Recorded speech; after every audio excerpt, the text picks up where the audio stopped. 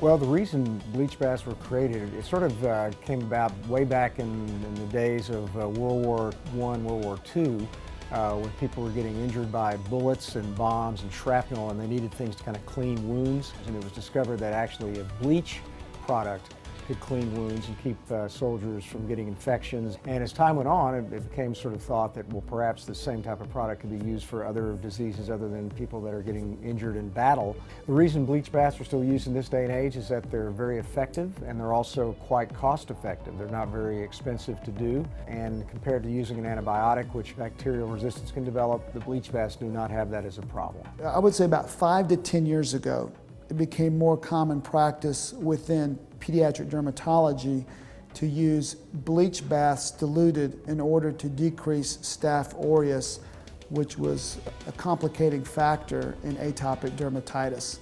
The good news about things like bleach and other topical agents like this is that they can actually kill MRSA and help to prevent some of these problems. The most common recommendation for bleach baths is using a quarter to a half cup of standard household bleach placed into a bathtub that is about a half to 3/4 full. If you use it a lot in many, say like using it every day or several times a day, that can be somewhat drying, and then that could actually cause some skin irritation. Generally, however, we only use them about once or twice a week, and some people that have been exposed to bacteria or are colonized carrying the bacteria, you can use the bleach bath to help decrease the colonization. They're very safe and actually work pretty well. There are some products now that are being developed that hopefully will even be more cosmetically elegant than just pouring some bleach in a bathtub, for example. We're hopeful those will be available in the near future.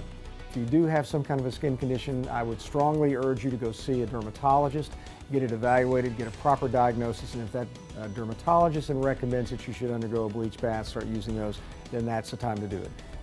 Never a good idea to try to treat yourself. You should always get some professional advice first.